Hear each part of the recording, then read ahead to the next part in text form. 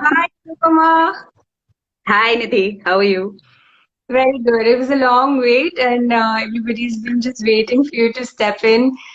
Before we get into the session, I'll quickly introduce Anupama. She is a food coach. She has over 18 years of experience. Anupama, I got this from the net, so you are, just let me know if I'm wrong somewhere. You have an entrepreneur model on Right Living, where you help various people to resolve their lifestyle disorders, PCOS among them. So today we are going to talk about supplements and the role about on how it can help heal PCOS. Guys, before we get into the conversation, I want to make it very clear that from this conversation, please do not take any supplements right away. Uh, these supplements should be taken only under a certified health professional, and the dosage also is different for everybody. So, this conversation is more from an education standpoint that apart from the birth control pill and other artificial hormones, there are various other supplements that are available, but applicability depends on how your symptoms are. So in this conversation, please take it as an educational platform, and when you reach out to your health professional, you can have that knowledge as a base to see what are your other options. So on this session, again, as we've done it in the past, we'll take 5-7 minutes to understand the symptoms, the context before we dive into the supplements conversation. In between around 5:20 and 5:40, I'll take up a few questions. Some of them you've already shared with me. So thank you, Anupama, for joining. We're very thrilled to have you today. I'm honored to be here too. Thank you for inviting me. Great. So, Anupama, as we had been discussing earlier also this morning, right, there are so many symptoms in PCOS, and all we know is a sonography and some cyst a person can have, while there are a list of so many other symptoms which could require some test, and most of us are not aware about them. Like there is something to test for inflammation, there could be something to test for nutritional deficiencies, and so on and so forth. So before we dive into supplements, can you give a context to our audience that why would you need a supplement? Is that something you're looking at a meal replacement, and how it is connected to our PCOS symptoms? So, first of all, PCOS, as you all know, is a polycystic ovarian syndrome, wherein there are multiple cysts in the ovary, which could cause delayed menses, irregular menstrual cycles, and a host of, like you said, a host of other symptoms, which could be like insulin resistance, increase in male androgens, facial hair, acne. Some which are lesser known are increase in your triglyceride levels, irregulation of blood pressure, infertility. There are a host of these different symptoms that come in, which are related to your endocrine system. Now, when you look at PCOS as a whole, it doesn't happen in a day. It doesn't happen like I don't have PCOS, today and tomorrow suddenly I have PCOS. It happens over a period of time with multiple factors playing a role.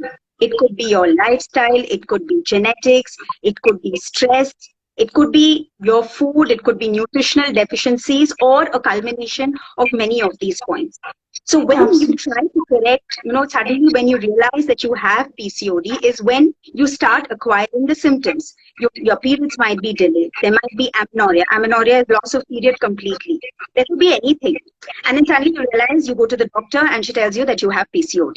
Now, in a situation like this, there might be multiple factors that have to be corrected, which cannot be corrected suddenly. So you obviously have to take the help of a professional and take their guidance on understanding what are the lifestyle factors like, reducing stress, regulating your stress levels. If you are a smoker, then giving up smoking, reducing your alcohol, also checking for what kind of nutritional deficiencies I may have, because nutrients play a very, very important role in the development of follicles. It plays a very important role in your endometrium lining, its thickness. The whole reproductive cycle is so complex. So when we talk about supplements, these supplements help you. Like, let me ask you a question. You go to a doctor and the doctor says that you need a pair of specs. And you say, no, I don't feel like buying a pair of specs. Then what happens? your eyesight gets further damaged, correct? Yeah. Simply the same thing with supplements. You have a condition, it needs to be repaired. But before it gets repaired, it requires a certain amount of balance that you might not get from your normal traits or normal things that you might do. So you need supplements to regulate your hormones, bring it back to a balance, and then decide what to do next. So that's why supplements are so important. Great. Thank you, Anupama. Another question that would really bring in some context also is there are various theories, right? If we talk about our very own Ayurveda or people just say that from diet, if you use as a diet as a therapy, you can reverse PCOS. While we understand that food can help, but there are still nutritional deficiencies. For example, if you look at just plant-based food, which is our Indian Ayurveda says, but then there could be nutrition deficiencies like B12 and D, which are very common. So how does the supplement come into picture if you're looking at just the diet? And is that, in how many cases do you think that supplements have been helpful, while without supplements, people have also reversed their PCOS? So if you can bring that context. So, supplements, as a nutritionist, I can only recommend supplements and tell you that this is what will help you. With food, I can tell you that this is what will help you. With supplements, I will say this is what may help you. Nutritional deficiencies are completely different. So, for example, iron, vitamin D, vitamin B12, zinc, you have no choice. You have to supplement them if you want to correct your PCOD. But there are more, like you said, Ayurvedic supplements too. Like you have mullethi, you have shatavari, you have banana root powder, several concoctions which can actually help reverse PCOD. Those I can only recommend. Or, for example, even when we're talking about medicines which come from the West, like chasteberry, which is a herb, or licorice, which is a herb. These are things which, if used in certain combinations, can help correct PCOD. But my point is here, I can only recommend and say this is what might help based on your condition. Then it's up to you to decide whether you want to take it, you trust your your medical practitioner or not. Now, when it comes to diet is an integral part of correcting PCOD. Without diet, we can't go ahead. Supplementation might be a choice. But when we talk about diet, again, it depends person to person. There might be people who believe that dairy needs to be completely taken off or gluten needs to be completely taken off. But that depends also on the kind of PCOD you have. The most common kind of PCOD you have is the insulin resistance PCOD, which is marked by insulin.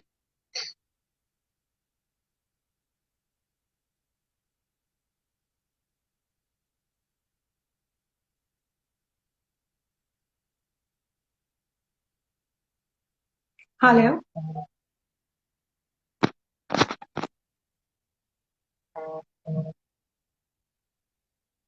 Sorry, we lost you in between, Anupama. Okay, I thought I lost you. Okay. So like I said, there are different kinds of PCOD. So it depends on what kind of PCOD you have to actually recommend any particular diet, whether you want it to be dairy free, you want it to be gluten free, you want it to be vegan, if vegan is the way to go. But then again, that completely depends on the individual, their nutritionist, and the path they choose to adapt. Understood. I completely sort of mirror your thought, because when I also was reversing my PCOS, I was on my journey. I experimented with a lot of natural herbs as well. Like I right now also take ashwagandha, but some people do not get well. They do not like ashwagandha. They probably are not, their body is not able to accept ashwagandha that way, the way I am. So everybody is different. The symptoms are different, and you might need different herbs. And you have to experiment also when it comes to natural herbs as well. Okay, great. So hopping on to the next question here is that, and I also researched about a lot on this, is inositol supplement.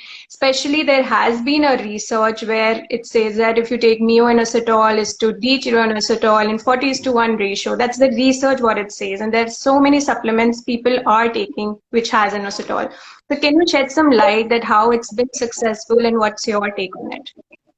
So first of all, what is inositol? Inositol comes in 9 different forms, out of which myo-inositol and D-chiro-inositol, they are forms of inositol, and it comes under, it's actually a carbocyclic sugar. It's a carbohydrate, and it is produced by the body itself. So when it comes to PCOD, the research community started testing myo-inositol as opposed to metformin to see that between these two, what is the kind of result they got from a natural supplement like inositol rather from metformin, which is an allopathic medicine.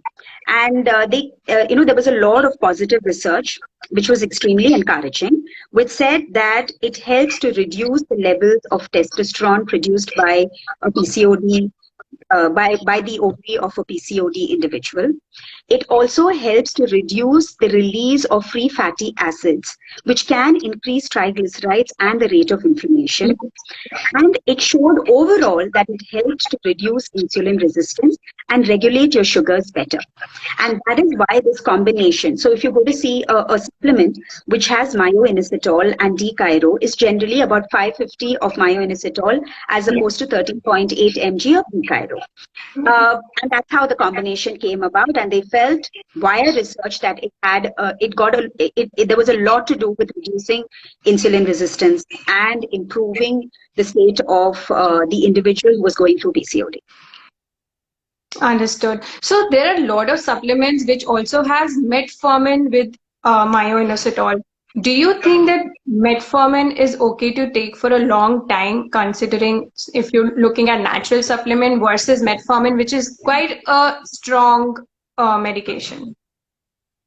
So if you see metformin, and if you think about what the side effects are, the side effects last for the first 2 weeks, which could be nausea, then there could be a little bit of tummy discomfort, tiredness, lack of energy. But that goes away in the first 2 weeks. But one of the, it's an uncommon symptom, it's an uncommon side effect. A person could get into lactoacidosis, which could be fatal. But that's a very, very uncommon, it's a 0.01% chance.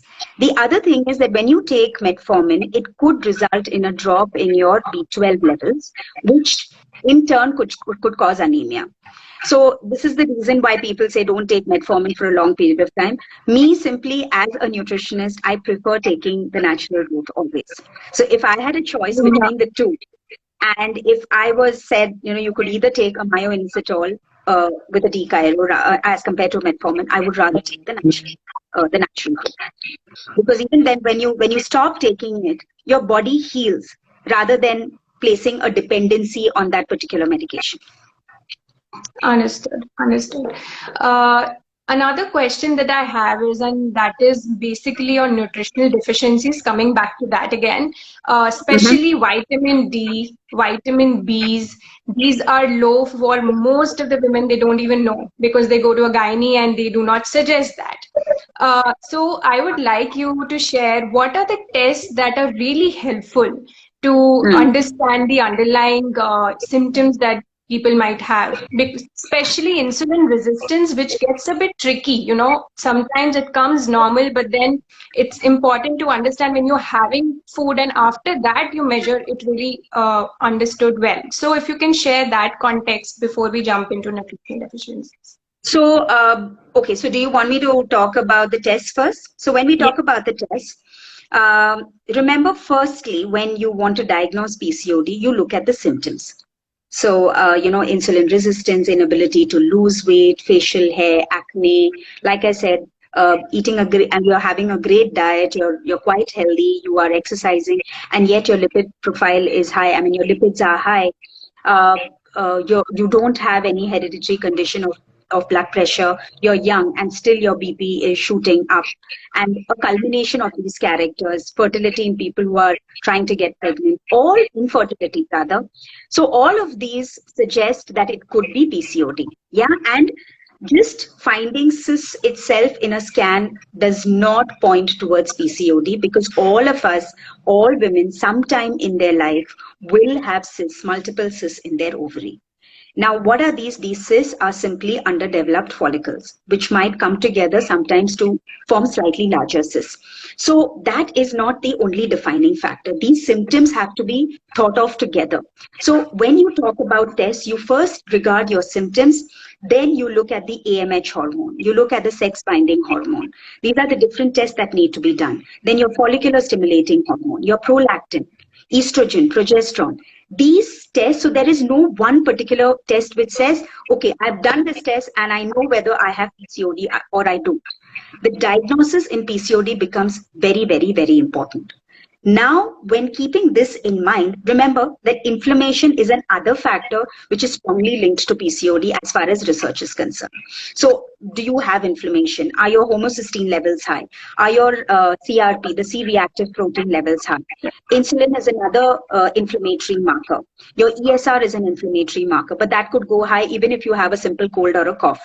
So, if you take all these inflammatory factors and again see that all of these are high combined with your other symptoms, you definitely know that it's PCOD, which can be detected by either your nutritionist or a medical professional. Your doctor, your gynecologist is the best person you can go to. Having said this, now when you come to nutritional deficiencies, vitamin D, iron, zinc, these are the three supplements that, or the three nutrients that you definitely see could be at a potentially high risk of being low in a PCOD person, in a person who has PCOD. And these are the supplements that can easily be taken, or these are the nutrients that can be easily taken in the form of a supplement and which will prove to be really beneficial in the long run. And simply as you put it, all these supplements, whether you're talking about iron and B12 or you're talking about vitamin D has a role to play in follicular development and the production of progesterone, or even in the signaling of the AMH or the anti-Mullerian hormone, which is extremely important in fertility. Take zinc.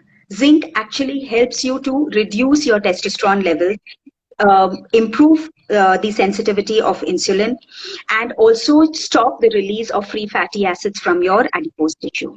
So that's as far as zinc is concerned. I've spoken about vitamin D. I've spoken about iron and vitamin D, B12. Iron also important to reduce hair fall, again, which is part of the entire that range of symptoms that come with PCOD.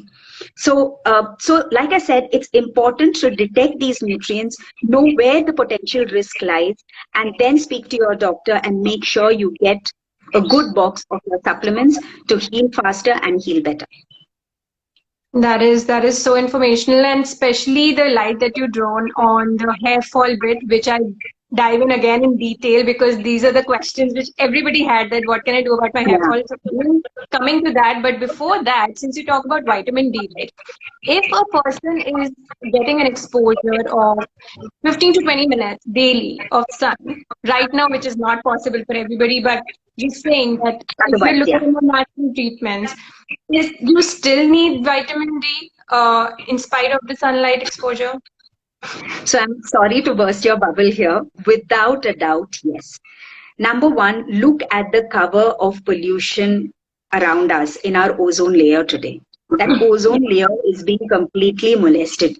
So, you even if you are talking about being out in the sun, the rays coming in through that layer and then reaching you to give you the right levels of vitamin D, we are fooling ourselves. So everybody needs supplementation. It's our day and our age. Even when we're talking about supplements and getting the food, the nutrients that you need from the food that you eat. Look at the topsoil. Our topsoil has completely eroded because Yeah. of the things that we do to our soil. So are we getting enough nutrients even from the crop? We don't know. So again, vitamin D, an absolute essential. It behaves like a steroid hormone and it is required for more than 45 different functions in the body. So vitamin D, everybody says, okay, so what? Everybody has vitamin D deficiency, but that means everybody needs supplementation. Just Yeah. because everybody has it, it doesn't take away from the importance of its supplementation. Understood. Rightly said. So, jumping on to the next segment of the hair fall, everybody's favorite, I'm sure. A lot of women came with questions that they have been taking some supplements, but it is not helping with the hair fall. I'll also sort of lay down what are the many common questions and worries people have is that they start taking a supplement maybe under their respective health professional guidance, and they don't see the results Hmm. very quickly. Um, so how much time does it take to correct your hair? So stop your hair fall and let the hair grow back. Because coming from my experience, I have seen there is some, time you need before it starts growing back. Yes, you see a reduced or a stop of your hair fall, but growing takes time. This is one symptom which you need to have patience with. But I'll be happy if you can share some guidelines on what are the supplements can people ask their health practitioner about hair fall and how much time does it take? So number one, amino acids, a protein supplement if you are not getting enough protein, iron, B12, zinc. These are your most important supplements for hair fall as far as PCOD is concerned. You should also check if you're facing a lot of hair fall, also check your thyroid hormones. Check your free T3, free T4, TSH, reverse T3 if the test is available. That's another reason that it could be there. Now, always remember that when you start taking supplements, a lot of your hair may be in the telogen phase. What is the telogen phase? It is the waiting room, or it is the waiting room for your hair when it is ready to fall, and then it will fall within 2 to 4 months. So if I have, let's say, I have 500 follicles or 500 follicles which are in the telogen phase, that hair is bound to fall. Now, I could start taking the best supplementation. It might be right for me, but it is not going to change that allergen phase. So that's why you have to be patient. I think just people need to understand the reason. They start taking supplements and they feel like within a week or two, it will start improving. It won't. So if you have a lot of follicles in the telogen phase, you have to be patient, wait for that hair to fall. And the best way to check is you will start seeing the small hair which is growing. It's like broken hair, and you will feel like your scalp is, the hair around your scalp is a little more frizzy than the rest. That's your sign that new hair is growing again. So you have to wait, you have to be patient. It takes some time for even the hair to stop falling, simply because of this concept. Yeah, yeah. And what are the supplements, especially for hair fall, which are very common and people can ask their professional about? So, like I said, zinc, as far as PCOD is concerned, zinc, a protein supplement, and iron are super important along with B12. Besides that, of course, it completely depends on what you are going through. There are people who need biotin supplements if they are vegetarians and are not getting enough biotin. So, calcium, if you're not getting enough calcium, if you have gone dairy free, then you need your calcium because that can also repair your hair. Your hair requires that too. So, Okay. protein, zinc, iron, and then, of course, you look at calcium and biotin. Okay, great. So, Anupama, we'll take a small break here and look at the questions we have from the audience and try to answer that. So, very recent question we came across, and there are a couple of them. That what is the dosage you recommend? So, guys, I think I made it quite clear in the beginning that we will not be talking about the dosage, brands, just because everybody is different and might require further analysis of your symptoms. This is just an education session which might make you aware about different options that you have available with you. So please talk to your health professional about the dosage of these supplements. I just saw a question here, which I think is very, it's really should be part of this life. Where it says there's a lot of facial, it's called hirsutism, which is hard growth of hair on the face. And what are the supplements that you could take? So for this, you simply have to reduce the insulin resistance and bring the male androgens down. Only then will it happen. So again, I'm going back to the very same supplements like zinc.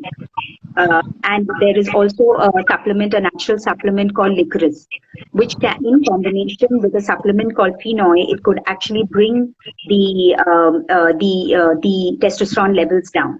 So again, zinc, very important. Here again, vitamin C can play a great role because it reduces inflammation.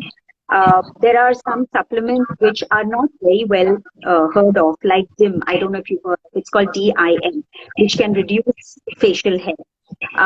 Besides that, there's chasteberry is also called Vitex, which can really help you with PCOD and reducing facial hair because it drastically brings down the male androgens. But you must be very careful while using chasteberry because if your luteinizing hormone is very high, it could only worsen the problem. So again, do all this under professional guidance, under the guidance of your doctor or your health professional. Awesome. Very basic question on PCOS, and I think we've taken this up in every live, but will be helpful if you can explain what is the difference between PCOD and PCOS. It's almost the same. I don't see a very, when I read and when I see what the difference between PCOD and PCOS is, it's just how chronic it is. So PCOD, they say it goes on for a longer period of time. The syndrome is right there and you can correct it faster, but that's all. But in today's terminology, most people call it PCOS, that is polycystic ovarian syndrome. Great. Somebody asked that which all tests one should get done to understand deficiencies. I think we already answered that. This video will be posted on my YouTube channel. You can go through it again later to understand. Is homeopathy an effective remedy for PCOS? I wouldn't be able to tell you that because I don't have knowledge about homeopathy, so I wouldn't be able to tell you much about that. Okay. Any supplement for scanty periods? Again, look at your iron. Iron and B12 you really must look at. There is a reason why your periods are scanty. It could also be because you are eating very less of carbohydrates. Remember, one of the signals that the luteinizing hormone or your LH hormone, which is a luteinizing hormone, which is responsible for the production of estrogen and progesterone, it looks at certain markers as far as your diet is concerned. So it needs protein, it needs fats, and it needs carbohydrates. So when you go into these crazy fat diets like an Atkins or a keto diet, then the amount of carbs are so less that people actually could go into amenorrhea. Amenorrhea is a condition in which you don't have periods and you might be really young. So please do not get into such situations. If you have scanty periods, look into it. If all your nutrients are in order and you are eating well and you are exercising, it might just be an element or a figment of your body. It's with your body's personality. And just to add on, Anupama, I think it makes sense if you look at the whole approach, like whole symptoms that you have. There are so many symptoms that are related to each other. So if you are taking the right supplements, probably your scanty periods will also go away. I mean, if you have like I said, iron, B12, yes. But, there are some people whom I have seen after doing everything, it might improve by a 10 or 15%. But 99% of the cases it could improve, but there could be these exceptions where, it might just not. So like I said, ensure that everything else is in place. And then, of course, if it doesn't work, it doesn't work. But otherwise, in most cases, it will. Okay, one last question before we head on to the next segment. We'll talk about the protein powders. There was somebody who posted on my Instagram. She says that supplements to reduce insulin sensitivity. How long we should be taking supplements? Please tell any side effects. So when we talk about, very good question. So when we talk about insulin resistance, there are some basic supplements which will help to improve your body's sensitivity towards insulin. So one miraculous supplement is magnesium glycinate or magnesium citrate. This will really help you with your insulin resistance. Another very good supplement is berberine. I don't know if you've heard it. It's the bark of a tree. So this also helps to reduce insulin resistance. And also cinnamon. Cinnamon as a powder. And remember, when you take cinnamon, please take only Sri Lankan cinnamon. Your commercial cinnamon has coumarin, which is not good for health, not good for your body, especially when taken in where you're taking hot water every day, adding cinnamon to it and drinking it. Cinnamon also comes as an extract, as a supplement, which is, I think you get it anywhere between 200 to 500 mg. This also helps to reduce insulin resistance. So magnesium is the first one, either magnesium glycinate or magnesium citrate, berberine. What is the third one that I said? I said one, amphetamine. Yeah. Okay. Okay, great. So coming to the next segment, which we are going to talk about protein powder. So there is so many school of thoughts, like, and I believe that probably you will have a school of thought, and there will be other people who will have the other school of thought. So Correct. we want to know your take on, does everybody need a protein supplement? Because majority of people start taking these supplements if the trainer tells them to, or they think that it is highly commercialized and there are so many reviews, and that commercial aspect comes in. So who is required to take a protein supplement, and what is the normal protein requirement for a person, and can that be can we get that from the normal dal and lentils and rajma and all the plant-based proteins that we have? So when we talk, so it's a very simple, very popular question.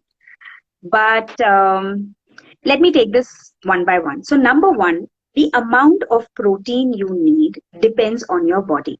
How much protein can your body absorb from what kind of foods? For example, if you are a vegetarian, your body has the genetic culture to absorb the right amount of proteins from your dals, your pulses, your paneer, your cheese, your milk, and your dahi. One thing that I don't recommend is to go off certain food groups completely unless you know that it is an actual intolerance for the body. So first, look at your natural, normal supplements that you would get in your day-to-day life, which you will anyway. Yeah, but there could be certain conditions where the requirement, like in PCOD, the requirement for certain supplements are higher. In the same way, the requirement for certain supplements could be higher in anybody or in any condition where you need more recovery for a certain reason. You've not been well for a long period of time. You might be on high doses of antibiotics periodically. So these could be the times when you require a certain protein supplement. Again, do it under the guidance of a nutritionist or a medical professional. Um, I don't know whether I should be saying this here, but if there is a trainer, the trainer's forte would be, training. Yeah. A nutritionist's forte is the food and supplements. A doctor's forte would be medication. So, go to these individual people to understand what your protein requirement is, how much you need. Excess of protein can cause damage to your metabolism, to your kidneys, increase in creatine levels. Why do we need to even get into these things? So you don't have to overthink protein supplementation. If you are recovering after exercise, your hair is fine, your skin is fine, symptomatically you do not seem to have any problems, you are definitely getting the right amount of protein. Then if there is any other body condition, you visit a nutritionist or a health professional and find out whether you need to take a supplement. Yeah, I mean, it definitely makes sense, and you explained it very, very simply, because I will also share a quick experiences. I've never been into protein supplements, but it was with certain exercises. I got into swimming last summer, and I felt that I started to lose my weight even more. I was shedding my hair, and then I asked my health professional, and he recommended that to take some plant protein for some time until I was doing swimming. So it was not that every day I was taking some protein powder. So it really makes sense that you have to listen to your body about, it is intelligent enough to give signs and then respond So thank you, Anupama, for this. Another question we had from one of the follower. She said that if you are, you want to ovulate more, like in PCOS, you're not ovulating that much. You want to plan your pregnancy. Is there separate some of the specific supplements that you should focus more on? So if you're, if we are talking about natural pregnancy, where, we're not talking about PCOD or anything, somebody wants to get naturally pregnant, folic acid is extremely important. If it is a timely pregnancy where you have planned it well in advance, your supplements should start 3 months before you even, you start planning your pregnancy or you start planning your family. Folic acid supplement, extremely important. Check vitamin D and B12 status, very important. And then when you go to your doctor, she will give you your antenatal supplements, which must be had for 90 days regularly without taking a break before you start planning. That's number one. Number two, 3 months before you start planning, no alcohol, no smoking. Both of these, even in the planning stage. So your body should be rid of smoke toxins and alcohol 3 months before you even start planning, because it affects the quality of the egg. Even, I'm not just talking about the lady in question, I'm talking about her partner too, the man. Even his sperm quality depends on what his lifestyle is like. So even if he drinks alcohol or smokes, it could affect the quality of the egg. So this is like super important, wanted to really bring it up. Thanks. Since we're talking about pregnancy, there are various women when it comes to PCOS and getting pregnant. So one block of women who are going through PCOS and they successfully got pregnant, and then there are women who get pregnant, but after their pregnancy, they sort of develop PCOS. Now, in both cases where we want to talk about the postnatal, like after your pregnancy, there are a lot of women who experience hormonal imbalance. What would you recommend for people who are breastfeeding and they still want a supplement to make sure they're getting back to their normal body? So, any take there? So remember, again, it's very, very here. I wouldn't even want to say anything because it's very individual dependent. Remember, you are feeding the baby, right? So when you're feeding the baby, your dosage of supplements, what you take, how much you take, how much you need, each of this will have an effect on your child because your child is taking in the breast milk and everything that you eat or drink is going to your child too. So, here, again, it's a question of individual requirement and need. And your folic acid supplements, your antenatal capsules will continue through the time that you breastfeed your child. That's important. But anything else I would ask you to avoid until, your feeding period is over. Understood. So, Anupama, you're talking a lot about folic acid. I came across a lot of research where it says that, folate is different from folic and you must concentrate more on the folate part of it. Can you shed some light? What is the difference between folate and folic acid? Actually, these two are completely different. Folate is the natural it's the natural element of folic acid, which is so is the more absorbable form. Folic acid, if your folate levels are low or you have a deficiency of folate, then you take folic acid as part of a supplement. And that folic acid has to be converted to its more absorbable form, which is 5-MTH. And that is the more absorbable form. And that's it. That's the only difference. But again, it has to be taken in a certain dosage. And any excess could result in it just getting excreted off the body without it being really absorbed. So it has to be taken at the right dosage. That's all. Okay, great. Thank you so much, Anupama. I think we're just 4 minutes away before we conclude, and we'll stop here to get some more questions from the live audience. There's somebody asking that please throw some light on the dark patches and pigmentation due to PCOS. So again, this is because of insulin resistance and irregulation of sugar. which is why the dark patches and pigmentation appear. Sometimes you have these skin pigments that come up, which slightly above the skin, they look like pimples, but they are not. They're just skin erosions. And this is all because of insulin resistance. So the insulin resistance has to go away, regular exercise, ensuring that your sleep is in place, ensuring that you are regulating stress. Sleep is extremely important. Not even during this lockdown period, I've seen so many people binge watch in the night. They have to wake up early the next day, but they're still binge watching in the night, in that element in their head that I don't have to go to work. So some people say that, oh, it's okay even if I'm sleeping at 2 o'clock, I only wake up by 9 or 10. So Yeah. sleeping enough is important. Sleeping at the right time is also very important. And this is what corrects your circadian cycle, which again is very important to heal PCOD. Yes. Probably this is another deep topic in itself when we talk about circadian rhythm. Uh, Probably later, if you get a chance, we'll talk about it more. But thanks for that, Anupama. There is another one question. She says, what about allergies happening due to PCOS like red flashes and itching on body? Due to PCOD, it might not be due to PCOD. It might be due to some kind of inflammation, or it could be due to some food sensitivity or intolerance that might have suddenly developed.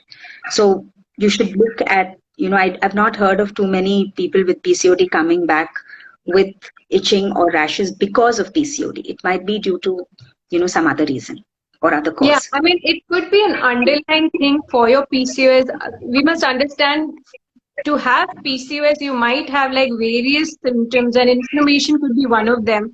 Probably you are allergic to dairy or gluten that you can get tested for. So it's not because of PCOD, as Anupama said, it could be an underlying condition. Uh, Correct. After PCOD, I lost weight suddenly. Now I'm underweight and it's difficult for me to gain weight. Something on lean PCOS, I think. What's the question? I didn't get it. After PCOD, I lost weight suddenly. Now I'm underweight and it's difficult for me to gain weight. So then you must test your thyroid hormones. Your thyroid hormones you might be having a condition called hyperthyroidism, which is the opposite of hypothyroidism, where people lose weight and also, tend to lose hair. So probably you have to get your tested, thyroid Okay, hormones tested. great. There's another follower. She asked, heavy bleeding for almost 25 days to 3 months non-stop. Is it also a sign of PCOS or some other disease? My age is No, 29 to 30 years. it definitely could be PCOD or starting of endometriosis or one of these. So please, if you are bleeding continuously, please go to your doctor, get it diagnosed. Do not wait for another cycle. When you bleed for 29 days, it is not normal at all. So please go. It could be any of the other conditions also. Great.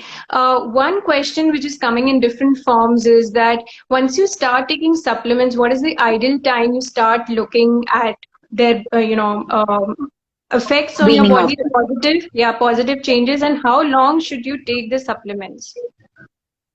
So again, it would depend person to person, body to body. But one general piece of advice that I can give you is that supplements must not be taken always. They have to be regulated. So you always have to have a cyclic method of taking your supplements. You make sure that you take it for 3 months, then maybe give it a break for 35, 40 days, then restart them. For example, supplements like shast berry and Vitex, you cannot keep taking them forever. Or even if you take ashwagandha, shast berry, Vitex, maximum 8 to 10 months at a stretch at max. I would say 4 months at max. Whatever work it has to do, and if it has to give you some benefit, it will give it to you within that period of time. Or you take ashwagandha. I never recommend ashwagandha for more than 3 months at a time. Then ask you to take a break. Maybe give you another supplement if you really need it to calm yourself down, like a phosphatidylserine or a ginseng in its place, and then come back to ashwagandha later. So you always have to cycle your supplements. Number one, to ensure that there is no toxicity. Number two, to ensure that overdosage doesn't happen, which is again toxicity, but overdosage which does not interfere with other functions of your body or other metabolic functions related to the endocrine gland. As far as again topic is concerned. So remember, when we do supplements, you cycle them, do not allow toxicity, and always under the guidance of a medical practitioner. Perfect. Thank you. So I think since we're on time, we're going to conclude here. But before that, Anupama, I had a question about women who have stopped having periods, menopausal stage. If a woman has a PCOS and she has hit that menopausal stage, will she still suffer from the symptoms? How can they make sure that the symptoms are not coming back, and how will that affect their body? So ironically, the symptoms for PCOD and menopause are almost the same. If you go to see the net set are almost the same. So if you do have PCOD and you are approaching menopause, the best line of approach to take is to go to someone who will help you to get into that stage of menopause well. If it all goes well, it might actually be good for you because you've suffered from PCOD for so long, and getting into menopause and getting there in the right manner, controlling your symptoms and making sure that you are not gaining weight is very, very important. And it might actually be a blessing in disguise. Great, great. Thank you so much, Anupama. It's been a pleasure, and this session has been really informational. So, thank you for your time. Before we conclude, any last message that you want to give to our community and the people who have watched your live session? So, number one, lifestyle practices. Please ensure good sleep, good exercise, good food. Reduce the demand for processed food by making sure that you don't eat processed food. Conserve water, recycle, reuse, reduce the use of plastic. Holistic nutrition finds its roots in holistic wellness, which is not about just looking after yourself, but it's also about looking after your environment. So make sure that when the lockdown period is over and you go back into the environment, learn the lessons well, the lessons that we have learned today with a virus that has brought the globe to its knees, right? So when we go back, let's go back as visitors, respecting Mother Nature, and not like warriors who are there to claim her land.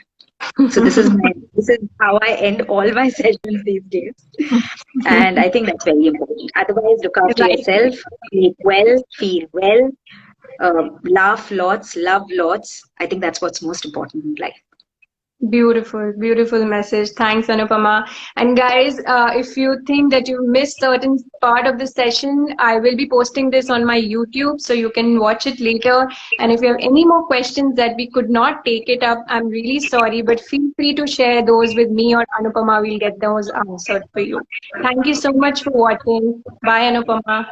Thank you. Bye. Thank you. Bye.